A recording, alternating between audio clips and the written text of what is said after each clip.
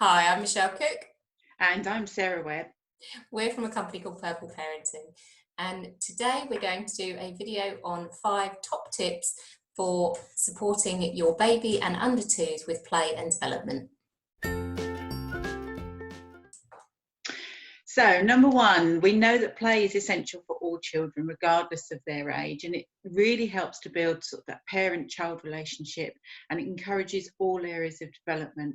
So, play helps children to discover about the world around them, and it helps them to explore cause and effect, family values, and relationships.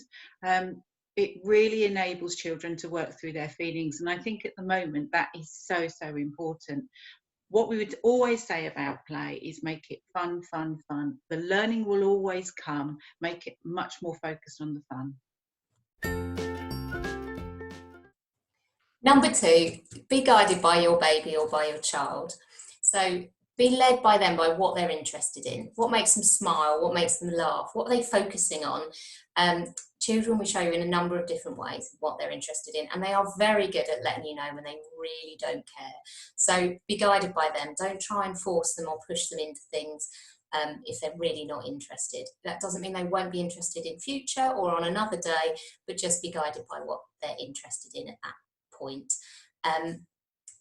Remember, repetition is really important. Children will go back to the same play again and again and again. And as parents, sometimes we're thinking, oh gosh, it's getting a bit boring, or, oh, they're not learning anything new. But actually, that is how children learn. Most activities for babies and young children will not last long. It's, seconds, minutes. It's not going to be long periods of time.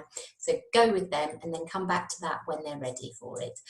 And finally, if you're introducing new activities to your baby or your child, then pick those moments when they're really alert and interested. If they're tired or grumpy, then it's probably not the best time to start that. So number 3 is looking at attention spans, and they are much shorter in young children than we actually realise. So for a 2-year-old, you may get about 5 minutes. That's absolutely age appropriate, and that's not a problem. But if a child is tired or hungry or distracted with something else, that attention span is going to be much shorter. So really have realistic expectations for what your child is able to do, and go with the flow. Go with what they can do. Number 4, be aware that stage from baby to toddler is absolutely full of developmental changes. So they are constantly learning new things. They're trying out new skills, they're developing language, they're developing movement, they're working out all of those social relationships. So it is a really challenging time for them as they are learning and developing constantly. And it can be a lot of fun as well, but actually that constant development is going on. And for your baby and toddler, they only see the world from their point of view. So, and that is completely developmentally appropriate. It's not that they're being selfish. It's not that they're just doing it to wind you up. That developmentally, that is how they see things, and that's completely normal. It's also a time of quite a lot of sleep regressions. So children and babies who were sleeping will suddenly not sleep and will be waking up every 40 minutes or so through the night. And as parents, it can be such a difficult time to manage. Again, that is developmentally appropriate. Another thing is thinking about how frustrating life can be, particularly for your toddlers and for your 2-year-olds. It's called the terrible 2's, and that's generally because it can be such a frustrating and challenging time for your little ones with their behaviour. So they quite often start being told no. They start to push those boundaries. They learn the word no, and they are quite good at using that.